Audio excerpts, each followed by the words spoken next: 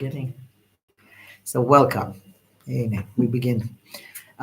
Today is Rosh Chodesh, so we say Chodesh Tov to everybody. Have a wonderful month. This month is called Chodesh Shvat in Hebrew. Shin Bet. The Tet is stands for Shiyu Psul Dovot. That we should have good news. So it should be a wonderful month. It's also the month where we have the New Year for the trees, Tu B'Shvat. And on the 10th day of Shvat,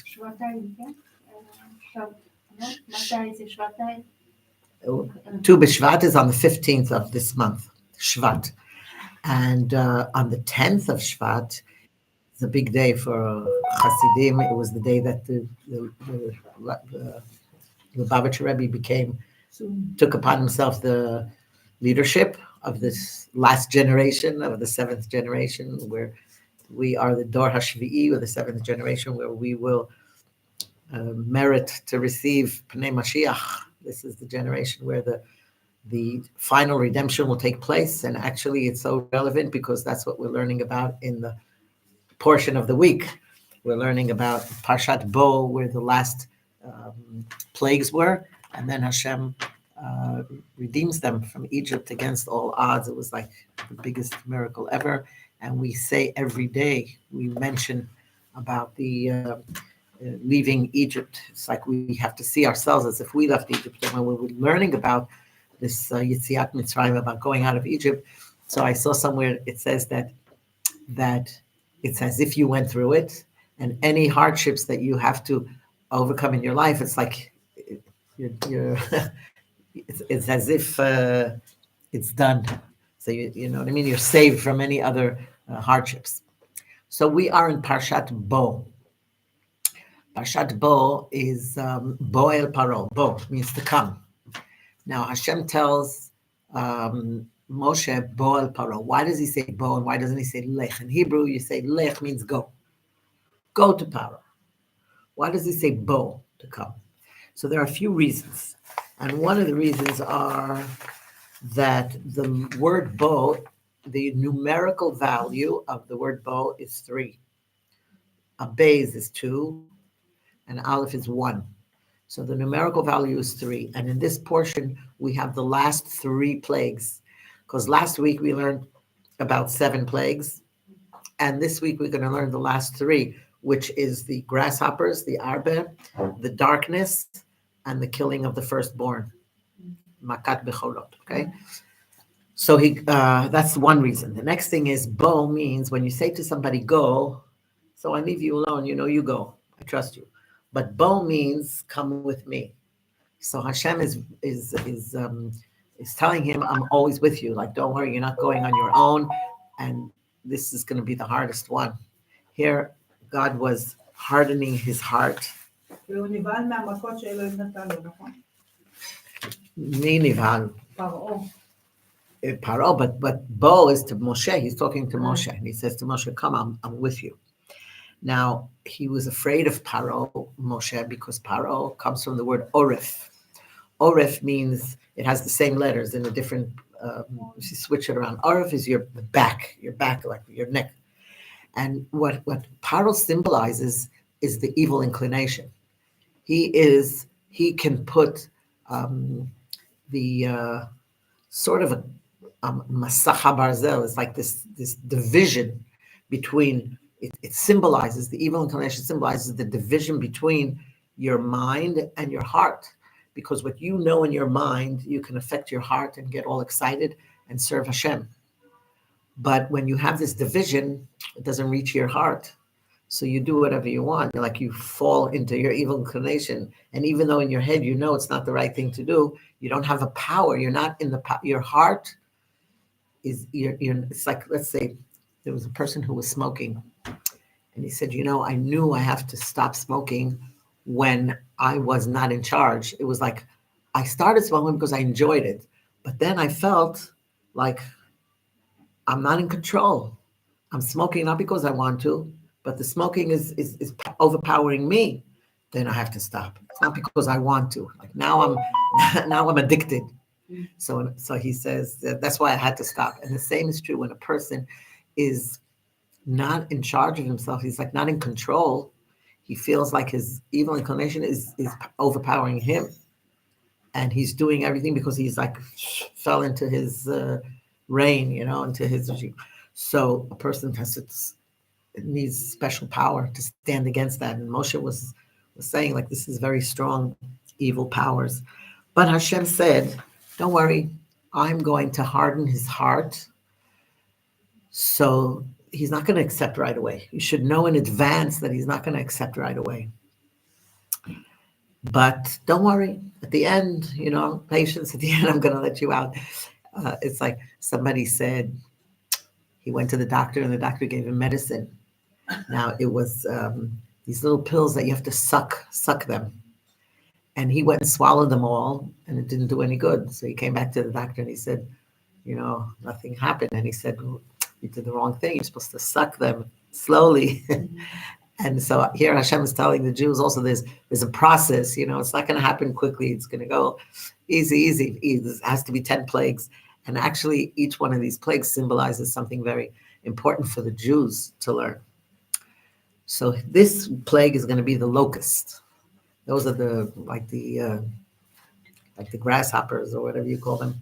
And they cover the sky. They consume anything that grows, all the vegetation, and whatever was left from the hailstorm before. And they're going to invade their homes and they're going to cause them a big distress. So Pharaoh's advisors come along and they say, listen, please release the Jews. This is like getting out of hand. This is too much. And Pharaoh says, okay, so who's going to be going? And Moshe says, we're going with the young and with the old, with our sons, with our daughters, with our sheep, with our cattle. We're going for a festival for 3 days. We're going to make sacrifices to God. So Pharaoh says, you know what? I'll let the men go. But what do you need your sons and daughters? He says, leave the children behind. And really what he's saying, it sounds like what's going on today, trying to make some sort of iska, something to make some sort of how do you say iska in English? Business. Some sort of deal. And the deal's not going through because, they're not like, give us all our hostages back. And they say, oh, only 3, only 4, only now, only then. So, and then people get annoyed and they say, look, it's the time is, it's not for our benefit. And yet we see Hashem has control. You have to stand up for yourself. This is what Moshe says. He could have said, okay, we'll agree. No, he said, we're going with everyone. And so Pharaoh says, okay, so if that's the case, I'm not letting you go. And the deal fell through. So the reason what we can understand from this is that as long as the children remain, in other words, the younger generation remains in Egypt, there's no future for the Jewish people. So the pharaohs of our day have the same attitude, it's like something that happens over and over again in every generation. They say, okay, the older people, you want to cling to your Jewish tradition, fine. That's perfectly acceptable. But the youth, raise them in the spirit of times, modern. Let them, they know that the young children are the future of our generation. And if we don't raise the young generation and infiltrate this chassidut, that it should flow through their veins and that they should grow up with it, there's no future because they're the ones who are going to have to light up the world. This is our job, is to light up the world. And if we don't teach the young children when they're young, that's even more important. You take a little seed, and if you cut it or something or so, it's going to affect the fruit of the tree. Whereas if the tree is standing and you cut the bark, it won't necessarily hurt the fruit because he's standing strong, and you'll eventually come back. But that's why it's so much more important to be careful raising children. So Moshe takes his staff, his stick, and he puts it over Egypt. It says Hashem sends an east wind that carries an enormous swarm of locusts into the land overnight, and it comes to be. So it's really getting, again, it's like very difficult for the people. And again, Pharaoh calls Moshe and Aaron together and he says, please pray to God to remove this plague. And it says that God sends a strong west wind that sweeps all of the locusts out of Egypt. And you would think that Pharaoh says, okay, I'm going to let them go. He hardens his heart and he doesn't let them go. So it says that when the locusts first came, so the Egyptians were excited and they said, let's gather them. We'll fill up our barrels with them. They cook them. I don't know what. They roast them. They eat them. And then Hashem says, you're going to rejoice with the plague that I brought upon you. So he turned a very strong west wind, and it says there was not one locust left in the borders of Egypt. And even those that they put in their pots or in their barrels took wing and fled. And it's very interesting that in this plague, it says Vayanach. And the only other time it says Vayanach is Vayanach B'yom HaShvi'i, when Hashem rested on the seventh day. He created the world in 6 days. On the seventh day, he rested. And so Baal HaTurim explains to us that the Vayanach, even the locusts kept Shabbat. Vayanach, they climbed up, after they ate all the vegetation, they climbed on the trees. And then as soon as Shabbat entered, they went off the Vayanach, they left the trees and they waited. After Shabbat, when Moshe said, Hamavdil ben Kodesh l'chol, separate between the Shabbat and the days of the week, then they started to get in again. So if we can learn from this little thing that keeping doing what Hashem wants, how much more so we should. So this was the 8th plague, okay? And that's finished. Now we said each plague was for a week, and then 3 weeks, Moshe is, warning Pharaoh of what's coming next. The next plague was darkness. And the darkness came in 2 stages. So darkness could be an absence of light, like you shut off the light, you're in the dark, right? But from the 4th day on, the darkness thickens, and it became to such an extent that if somebody was standing, he was stuck standing, couldn't sit. If somebody was sitting, he couldn't stand up. It was like really thick, and they couldn't see each other. That's how dark it was. But it said, Haya or b'moshevotam. By the Jews, there was light. So that's like 2 miracles. One miracle is that it became so dense and so dark that it was actually, it couldn't move. It was like you felt the darkness.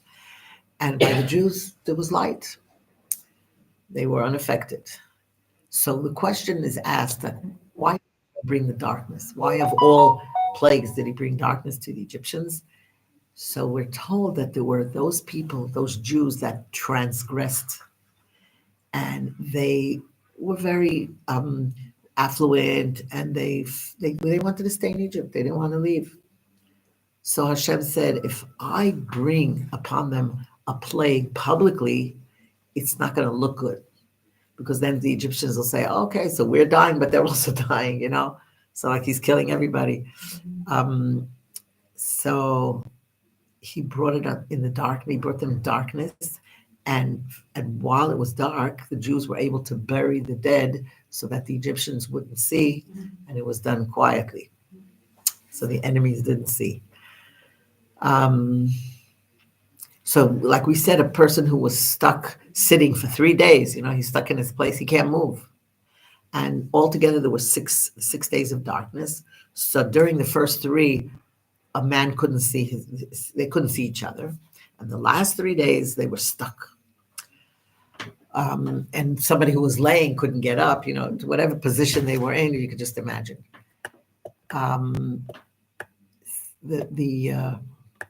I think it was the Medrash tells us that there's no greater darkness than one in which a man cannot see his fellow, where a person becomes oblivious to the needs of a fellow man. Just think of what it means. When you can't see your fellow Jew, means you're in darkness. That's what darkness means. And what happens when a person is oblivious to the needs of someone else? He becomes like stuck. He doesn't progress. He can't move, sort of. Even in his own personal development, there's no progress. So nobody got up from their place. Everybody's stuck. So that's like the inner meaning of what darkness. The Medrash tells us. That's what we're supposed to learn from it. And now they're all terrified, and Pharaoh is finally willing to let the Jews go. And he says, okay, you can go with the young children, And he says, but this time he tries and he says, leave your livestock, leave your animals, go with the children, fine. So Moshe says, I can't leave the animals. First of all, we don't know how many sacrifices we're going to need. We have to go with all our animals. So Pharaoh gets really furious and he kicks him out. He says, listen, get out of here. I don't want to see you again. And if I see you, I might kill you. So Moshe says, I'm not going to see you again. You spoke the truth because I'm not coming back. And here comes the 10th plague.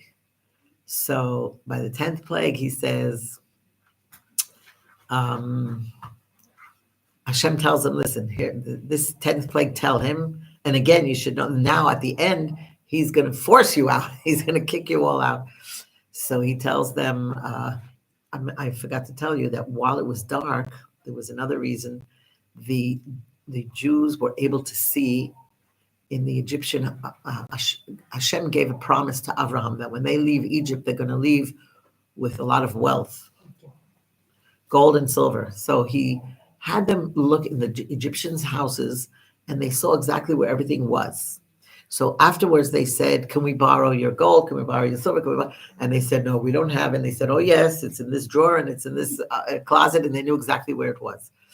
So the question is, why was it so important that the children of Israel should carry out the wealth of Egypt to the extent that Hashem promised them so many years before that this is one of the important components of the redemption? Like, why was it so important that they had to leave with all of their wealth?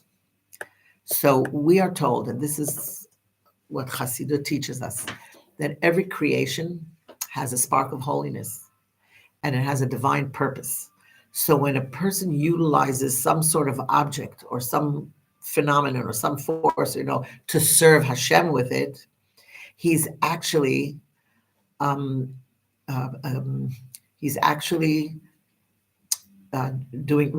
it for the purpose that it was created. So he sort of redeems it and he elevates it. This divine spark in everything. Remember, the beginning of creation, God created the world. There was too much light and too little vessels. So there was like shvirata kelim, everything dispersed. And when all the sparks of holiness were all over the place, and they fell into the ground, they fell to the lowest places. So that now the Jews were told, you have to collect all these sparks, and then there will be the redemption. So every time a person does a mitzvah, like if it's with food, he's elevating the food by saying the blessing, and he's using the skin of the cow to make the tefillin, and whatever it is that you're doing, you're using it to elevate it. So you're actually elevating the sparks that are the divine sparks that are in the world.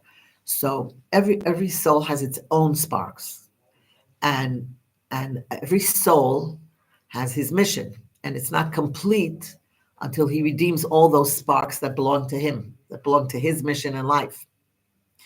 So this can only be done in galut, in when your soul is in your body, in the form, in the physical.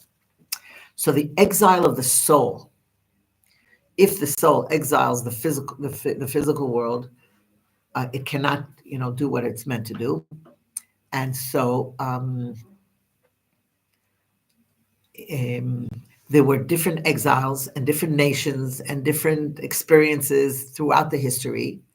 And people find themselves in different places, like not just for nothing you were in Estonia or in Czechoslovakia or wherever it is, and whatever you went through, this is God's mission. You had to be in that place, and who knows what you had to elevate when you said a bracha, when you said a tefillah, you had to be there in a certain spot. That's why we had a teacher who this was in America, and the price of gas was going up, and so everybody found themselves like trying to fill up before the price went up. And our teacher actually thought that he had plenty of time to go to the gas station before he comes to school to teach us. And so he's sitting there, and while he's sitting in his car, he's doing his learning the Rambam or learning the Chumash. And then there's like 2 cars in front of him. He's almost there, and he looks at his watch and he says, "I'm going to be late." And he left, and he came to school to teach us. And he said, "I'm wondering, like, why did I have to waste my whole day?" Then he said, "Maybe I had to purify the air," because he was sitting in his car and he was learning. He said, I probably did my mission, purifying the air. So everything has a reason, and you end up wherever you end up, there are sparks that you probably have to elevate from this place. So the divine providence guides every person to those possessions, to those opportunities, to those sparks that are connected to your soul. So the sparks that were in Egypt it says that the material world contains 288 general sparks. And each of these include offshoots and particles. So of these, it says 202 were taken out of Egypt. They were redeemed, they were elevated, and when the Jewish people carried off the gold and the silver, they used them for what? To construct the sanctuary. How did they make the sanctuary in the desert from all this gold and silver that they redeemed and elevated from Egypt? So everything has its purpose. Now, it says that the Jews were very popular at that time by the Egyptians. The Egyptians, they complied like willingly, and from all the hardships that they went through, they started respecting the Jews. They admired them. They very much admired their leader, Moshe. And Moshe comes and he gives his final warning. He's actually in front of Paro for the last time. He's in his palace. That's when Hashem said to him to go to. This is when he after the darkness, and now he's warning him about the next plague of the firstborn getting killed. And he said, "Listen, this is my final warning. Every firstborn in Egypt, including the animals, they will die." Can you imagine the panic that went on at that place? And all of Paro's servants, they came pleading, "Please, let's get rid of this catastrophe, get rid of them." And then Moshe leaves Pharaoh in anger, like he just leaves him. The Torah stops a minute to tell us, at this point, to tell us about the new moon. Because Hashem wants to save the Jewish people, but he wants to give them, it says that they were also idol worshippers. A lot of them were idol worshippers. And a lot of them were like not at a state where they deserved maybe to be redeemed. So Hashem says, I want to give them mitzvot. I want to give them a chance to have a reason to be saved, like to envelop them with the mitzvot. So he starts telling them about the first day of Nisan, Rosh Chodesh Nisan. This will be the first month. In Hebrew, we start counting the months from Chodesh Nisan. So it's 2,448 years to creation. That's when the Torah was given. That Hashem commands Moshe and Aaron to establish this month, the month of redemption, that's Chodesh Nisan, as the first month of the Jewish calendar. And he says, Kazera Eva Chadesh, he shows them how the new moon, how it looks. And he says, this is how you should sanctify the new moon, and how interesting it is that today we're sitting here on the new month. This is the Chodesh Chadash. And from this point on, he says, every 29 or 30 days, when the new moon is, they sent out the shlichim and they would see if they saw the new moon, the Jewish court would say Rosh Chodesh.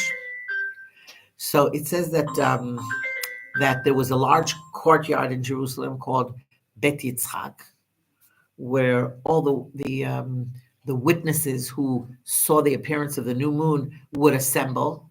They would come to the Beit Din, the rabbinical court, and they would examine them, and they would like ask them all kinds of questions, interrogate them. How did it look? Which side? Where was it? How big? And then they would, the pair of witnesses that came first, they were cross-examined, and the eldest one of them was brought in, and they said, how did you see the moon? Was it in front of the sun? Was it behind the sun? Was it to the north of the sun? How big was it? In which direction was it inclined? How wide was it? Anyway, so then Rabban Gamliel, he would have diagrams of the phases of the moon on a tablet on the wall of his chamber, and he used to show them, and he would say, did it look like this? Did it look like this? You know, and then he would bring in the second witness, and he would ask questions them, and if they told the same story, then their evidence was accepted. If there wasn't, you know, because each one individually, and then the other pairs were questioned, you know, shortly because they didn't need any more, but they didn't want to disappoint them or discourage them, because for the next time, you know, that they had to do their job. So then the head of the Beis Din would say, sanctified, and everybody would repeat after them, and this is how it was decided when is Rosh Chodesh. So sometimes it's on the 29th and the 30th, because till the witnesses came, it took a while. So they didn't know, maybe they saw till they showed up. And sometimes it's just on the 30th day. On the 30th day, which would be the first day of the next month. So Hebrew months only have like either 29 days, and if they have 30 days, so it would be the 30th and the 1st. Like this week, this month is today is the 1st of Shvat. So we only had 29 days. Yesterday was Chavtet, was the 29th. There's only one day Rosh Chodesh. But when we have 2 days Rosh Chodesh, so it's on the 30th, Lamed, and the first day of the new month. It's like 2 days Rosh Chodesh, yeah. Chavchet, Yesterday was Chavtet, 29. Okay. So now, then Hashem, so what was the mitzvah that Hashem gave them? He said, look, now that we decided when is Rosh Chodesh, on the 10th day of Shvat, you take a lamb, which is going to be sacrificed at Tzcharalechet.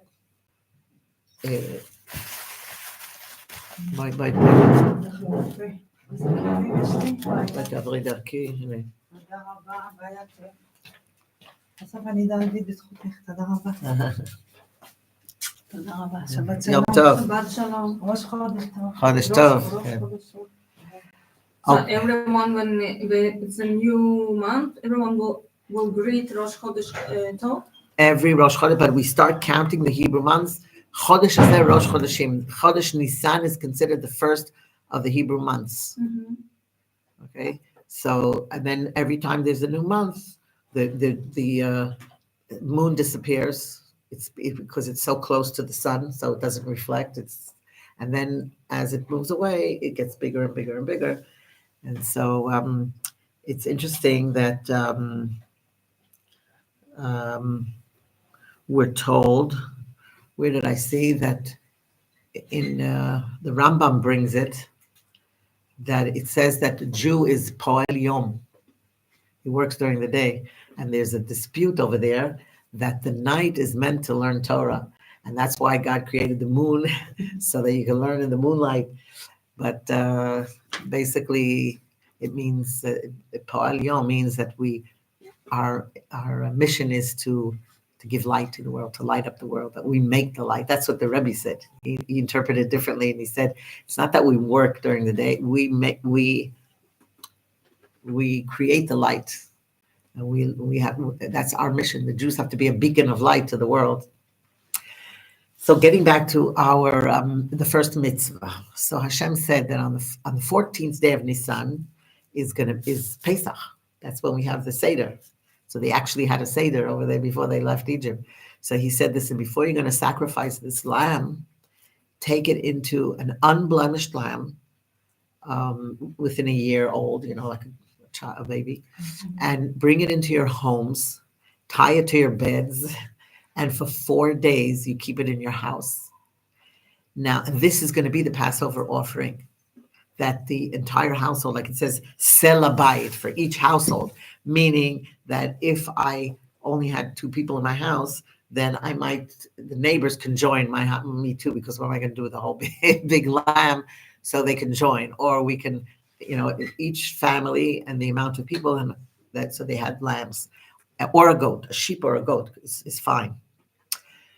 And they would roast them, and they would eat it together on the 14th. But the 4 days, he said also that the blood from this sacrifice, put it on your doorposts, and this will save you. It's interesting. The word mezuzah combines 2 words, zaz mavet. In other words, it keeps the death away. It says, "B'shach b'chav kumecha." This watches over you. The Rebbe once told us when the hostages were attacked, the Entebbe, the whole story of Entebbe, when they hijacked a plane, and there were Jews that were held hostages, and the Israeli army actually saved them.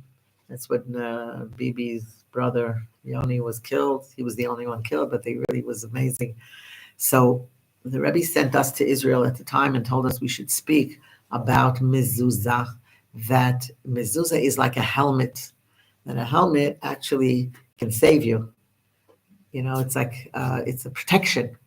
And so even when you're walking out of the house, not only when you're in your home, the mezuzah is definitely like a helmet. He says it protects you. Okay, so the blood of the sacrifice you put on the doorposts, and this will be a sign that the word Pesach means to pass over. Pass over, that God will pass over the doors that have the blood on them. So you will be saved, because he's going to be killing the firstborn. So that was one of the mitzvah. Also, they were told to have a circumcision, and there were many Jews who didn't want to do the circumcision. So Hashem said, okay, Moshe was smart, and he said, when they made the sacrifice, the Passover sacrifice, and they were roasting the meat, and it smelled so delicious, and everybody wanted to eat from it. Shalom.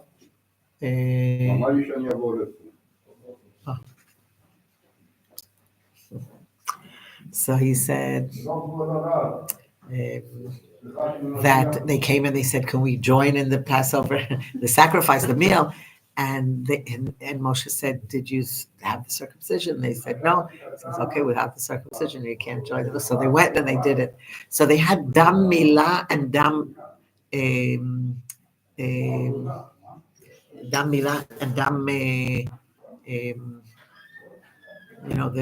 on their doorposts.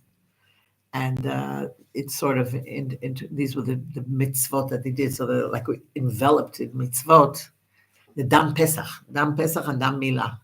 So both of these, so that this is what actually helped, gave them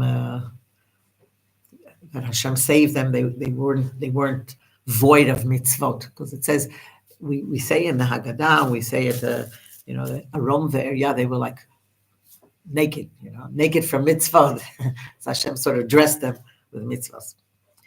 So then the Torah tells us at the end of the portion that the 7 days following the Passover offering are known as Pesach, Passover, the festival of matzot, of the unleavened bread. Why? Because, first of all, there was no chametz, no leavened bread to be found in their homes. They made their bread and they ran out so fast that it didn't have a time to rise. And so that's why we eat the matzah before it doesn't rise. And the Torah tells us that the first day of the festival of Pesach, you have an obligation to eat matzah. The seventh day is also a holy festival, which is Shvi Shel Pesach. That's when the sea was split, and we're prohibited to eat chametz, but you don't have to eat matzah. Like matzah, you have to eat the first day, and during the rest of the holiday, you can, but you don't have to. So then he gathers the people together, the elders of Israel, and he tells them, he commands them about the Passover offering. By the way, this sheep was an idol for the Egyptians, so it was really like Mesirut Nefesh. It was really not an easy thing to bring it into their homes, because the Egyptians could say, "Okay, what are you doing?" And they could actually kill them for it. This is and they had to. And against all odds, Mesirut Nefesh, which means self-sacrifice. So they sacrificed their lives for doing what Hashem wants. And then Moshe tells them that this is going to be for the future generations. The Passover holiday we do it every year, and we recount the great miracles that happened with the exodus of Jews from Egypt. And the Jews expressed their gratitude and are thankful, and they were definitely willing to fulfill his command, and they did whatever they were told to do. So as promised, the midnight of the 15th of Nisan, the plague strikes. So one by one, every firstborn dies, and Pharaoh's own son, who was the firstborn, he had his own son was the firstborn, and also his animals, and the whole land is in panic and mourning because of all the death. So we're told that year, Yud Nisan, the 10th of Nisan, was a Shabbat, and that's why the Shabbat before Passover is called Shabbat HaGadol. It's like the great Shabbat. Mm-hmm. And why? Because a great miracle happened on that day. Because when the Israelis took this lamb into their house, so the Egyptians asked them, like, what are you going to do with this? Why are you doing this? And they said, it's a Passover sacrifice to Hashem, because he's going to kill the firstborn of Egypt. And so the firstborns all came to the fathers and they said, let the Jews go, because they're going to kill us. And they didn't listen to them. So the firstborn actually waged a war against their own, it became a civil war amongst themselves, and they were killing each other.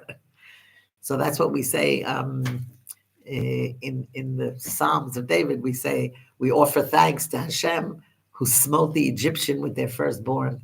They actually killed each other. And Pharaoh himself is the firstborn. So he, in terror again, he comes to find Moshe and Aaron. And this time he says, do me a favor and leave. Take your people, your children, your livestock, everything, go. And this is what Hashem said would happen. So they urge the Jews to leave immediately, and they offer them whatever it is, take the wealth, take the jewelry, take everything, just get out. So they go pretty fast, and their bread is unleavened, like we said, and they take it with them on their journey. So after 210 years of suffering in Egypt, God's prophecy comes real, and we see miracles and wonders. 600,000 men and women and children, and there were also converts who joined. They all leave Egypt on the 15th of Nisan. And then at the end of the portion, we're told that the Passover offering that was in the original Passover offering is not for future generations. In other words, there's different laws. So there's we do know that there's certain laws that you have to observe in the future generations before eating. You have to be pure.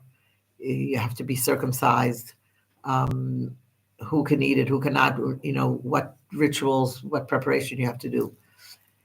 And the final section of the parsha tells us these additional commandments, the sanctification of the firstborn, that every firstborn male animal also is given to Hashem, sacrificed. It's like when the animals go through, they count like 1, 2, 3, 4, the 10th. Each 10. Every firstborn, a firstborn donkey cannot be sacrificed because it's not kosher. So it has to be redeemed with a lamb. So they redeem it, the kosher animal. Anyway, the prohibition of chametz, no anything that's made out of that can rise, chametz is not allowed to be seen or found in our possession. And we also have the mitzvah, the commandment of tefillin here, as a daily reminder of God's miracle in Egypt. And then again, the tefillin is like building a bridge between your mind and your heart. As you think about it, the more you think about it, the Tefillin is what we put on. phylactery, yeah, that's what you put on your head, the box on your head and the box on your hand, and you tie it around, and this goes above your head, and it's actually building a bridge between your mind and your heart, so that you are, like we started in saying, you are in control. You tell your heart, it's not like mashabali, whatever I want, because when God created us in an upright position where we have our head, our heart, and our kidneys, where if you, or your liver or whatever, animals are all on the same level. So here we are, moach is with a mem, lev, and klayot, which means melech, you're king, you're in charge. Now, if your heart is first, and you do whatever you feel like, that's lemach, a lemach, pitiful. And if you go according to your instincts like the animals, that starts with a chaf lamed mem, that's klum, then you're a nothing. So we have to take control. It was an interesting story of somebody who went to who had a very nice bird that used to sing very nicely, and he went out of town. He was a big, rich businessman, so he hired somebody to watch over his house and his bird, and he wrote down instructions, like 1, 2, 3, 4, like a whole list of instructions of what to feed the bird and what to do and how to clean the house and all that. He tells this guy who he hired, he says, listen, you probably should read over the instructions every day. He comes back after a while and he sees the place is disastrous and the bird died, and he screams at him and says, why didn't you do what I said? He says, I did exactly what you said. Told me to read the list every day. And so I read the list every day. So the point of the story is that many times we say every day, we say Yitzias Mitzrayim, we read about the Yitzias Mitzrayim every day. But the question is, what are we doing about it? Are we just reading it, or are we feeling it? Or are we doing something? And I just want to leave off, if we have a minute. Do we have time? Yeah. Okay, so I want to talk about the four sons and the 4 cups of wine, and what it means. So we're told that there's the 4 sons of the Passover. The Torah tells us there are 4 categories of children, right? There's the wise son. There's he's intelligent, he's knowledgeable, he's God-fearing. The next one is wicked, but he's also intelligent and he's knowledgeable, but he doesn't practice Judaism. He challenges everything, he's rebellious. He's the Rasha. Then the third one is the simple son, and he observes everything happening around him very innocently, and he says, what's this, and what's this, and what's this? Very simple. The fourth one is not even aware. He can't even ask a question. And we have to reach out to him and provide him with information. Like, you have to give him the information, because he's not even going to ask. He's like so unaware. So the Rebbe tells us that there's an additional son. He's the fifth son, and this fifth son doesn't even come to the Seder, and he doesn't even show up. He's out surfing somewhere, climbing the Himalayas. He's like out of it. So for these Jews, the Rebbe sent out his disciples all over the world, and for this individual who grew up Jewish but never attended a Seder, and the Israeli soldier, with his backpack through India, and whoever's vacationing and touring anywhere in the world, suddenly they meet a chabadnik, a disciple of the Rebbe, and before they know it, they're at a Seder. So maybe even at, there's a Seder in Thailand or something with like thousands of people, and he joins. It's unbelievable what the Rebbe has done. So he tells us that we also have this obligation to reach out, not only to the four sons attending the Seder, but also to the fifth son who doesn't even show up, and with love and without being judgmental, we should bring him in and reconnect him with his heritage. So he connects it also to the mystical teachings of Rabbi Isaac Luria, who was a Kabbalist, right, known as the Arizal. And we find that the 4 cups of wine that we drink at the Seder correspond to the 4 sons. So the first cup represents the wise son, the second to the wicked son, the third to the simple son, the fourth son doesn't even know how to ask, And we find something very interesting that Rebbe says, that the cup that's representing the wise son, it doesn't get very much attention. It's the first cup for the Kiddush. So we say the Kiddush, it's 5 minutes, and that's it, and you're on to the next. The third cup, which corresponds to the simple son, is also used for Birkat HaMazon. They hold it, they say the Birkat HaMazon, and then you drink it. That's it. The fourth cup, who represents the son who doesn't know how to ask, is also used very briefly. We say the Hallel and a few more passages, and then we say Shana Haba Yerushalayim, next year in Jerusalem, and we're done. The majority of the Seder revolves around the second cup, and that corresponds to the wicked son. So the question he asks is, why does the wicked son get so much attention? He's wicked, he's disrespectful. He says, what is the service to you?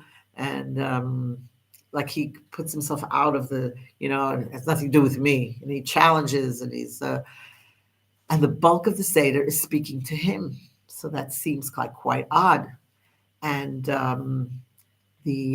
also the order of the 4 sons is should be in a different order. Why would the should be the wise son, the simple son, the son who does not ask, and finally the wicked son, right? Where's the wicked son? Right next to the smart one. And that's a prominent position. Why? So the answer to both of these questions is, what do we read in the Haggadah? What do we say to the wicked son? We say, the wicked son, he says, what's the service to you? And he says to you, not to him, and he excludes himself from the cloud. And he, so you have to, it says, say to him that it's because of this that Hashem that I left Egypt, for me, but not for him. If you would have been there, maybe you wouldn't have been redeemed. That's what we tell him. Is that the way you bring somebody in? You say, if you were there, you wouldn't be redeemed. So you could bring a person closer to Judaism by telling him that. If you wouldn't be there, you wouldn't. If you would have been there, you wouldn't have been. That's not very encouraging. So on the surface, it might seem discouraging, but the message is how fortunate you are that you're living today. And in this time, when Mashiach comes, it says every single Jew will be taken out of exile. No one's going to, there's a song that we know, no Jew will be left behind. No one's going to be left behind. And it's a contrast to the Exodus of Egypt, because those that were unwilling, they were killed in the plague of darkness, we said. And so the Medrash tells us that 80% of the Israelites in Egypt, they died during the plague of darkness because they were wicked. They were the wicked sons. They didn't want to leave Egypt. And so Hashem said, okay, you'll stay in Egypt. But here, the Rebbe says this, and he based it on what the previous Rebbe said, that, and it's basically the 10th of Shvat is the passing of the previous Rebbe, the 6th Rebbe. And then a year later, the seventh Rebbe took over. So he says that the wicked son is not rebellious. He says they don't know better because they weren't given a proper Jewish education. I'm finishing in a minute. I'm just finishing. So he says that we have to open our arms and our hearts and embrace them and educate them. We have to bring them into our homes, into our synagogues, into our schools, give them the education that they didn't receive. And that's why we put the wicked son next to the wise son, because all we have to do is embrace him and educate him, give him warmth, make him feel special. And before you know it, he becomes wise because he's smart, he has the brain. And we explained to him that he presents the wicked son because of lack of education. It's not his own fault, and he is really basically equal to the smart son. And the Rebbe once shared that with his father, previous Rebbe, that he overheard people being critical of his approach. They said, "What? So much love to these Jews that abandoned Judaism? Why are you so warm? Why are you so embracing them? You should be, put them in their place." And in response, the Rebbe used an analogy and he said, suppose someone had many children and one of them is health challenged. Who will the parents spend more time with? The sick child or the healthy ones? So there's a disproportionate amount of time that he's going to dedicate to the child that's not well, taking him to the doctor, sitting him in the hospital, helping him and with the child that's not well. And he says that's why the wicked son receives the majority of the attention at the Seder, because he has to understand that he's not wicked. And with the right guidance and support, he could become transferred to a wise son in no time. So we end with what we began, that the Jew's job is to light up the world and light up the soul of another Jew and bring everybody back together. And we are ready for the final redemption with Mashiach in our days. Yes, you are very welcome. And have a wonderful day.